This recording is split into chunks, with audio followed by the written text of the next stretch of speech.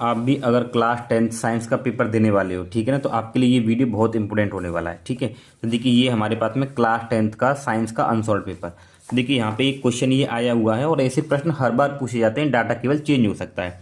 तो यहाँ पे प्रश्न हमें क्या दे रखा है, देखिए ये दे रखा है कि एक 2 ओम प्रतिरोध तार में प्रति सेकंड 200 जूल ऊष्मा उत्पन्न होती है, तो प्रतिरोध तार के सिरों के बीच विभवांतर 2 नंबर में पूछा गया है। ठीक है, तो चलिए इसको करते हैं। तो क्वेश्चन को मैंने यहाँ पे नोट कर लिया है। इसके लिए आपको सूत्र क्या याद रखने हैं, तो देखिए दो सूत्र हैं यहाँ पे। H बराबर, H मतलब होता है आपके पास में ऊष्मा, क्या होती है ऊष्मा। तो H बराबर I square R into T होता है। एक दूसरा सूत्र होता है V square upon R into T. अब क्वेश्चन में क्या क्या दे रखा है उसके हिसाब से हम लोग लगा लेंगे। ठीक है, चलिए करते हैं। तो एक 2 ओम प्रतिरोध मतलब हमें दे रखा है आर, तो आर बराबर 2 ओम। ठीक है, ये क्या होता है प्रतिरोध का मात्रक, इस तरीके से इसको रखते हैं। मैं प्रति सेकंड का मतलब हर एक सेकंड में, तो हमें समय दे रखा है टी, तो टी बराबर दे रखा है 1 सेकंड। 200 जूल ऊष्मा, तो ऊष्मा को हम किससे दिखाते हैं, एच से। ऊष्मा, तो ऊष्मा मतलब एच हमें कितनी दे रखी है 200, आप हिंदी में लिख दीजिए 200 जूल। ठीक है, पूछा क्या हमसे यहाँ से, प्रतिरोध तार के सिरों के बीच विभवांतर, हम लोगों से पूछा विभवांतर। आपको ऐसे ही अपने पेपर में करना, विभवांतर वी, हमें यहाँ पे इसको निकालना है। अब आप ये देख लीजिए इन तीनों के अनुसार कौन सा फॉर्मूला लग जाएगा। देखो आर और टी है, तो देखो यहाँ पे आर भी है हमारे पास में और टी भी है, लेकिन आई नहीं है।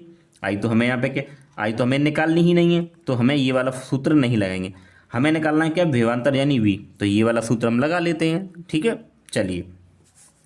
तो H बराबर V square R into T.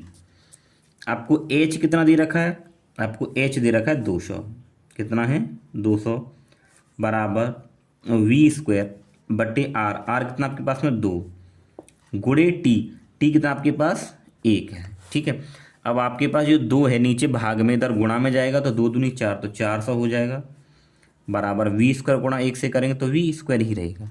ठीक है, अब आप इसको ऐसे घुमा दीजिए, यानी इसको आप ऐसे सीधा कर लीजिए। आप केवल जब v का मान निकालेंगे तो v बराबर ये अंडर रूट हो जाएगा इस पर 400, तो 400 का वर्गमूल क्या होता है 20 होता है।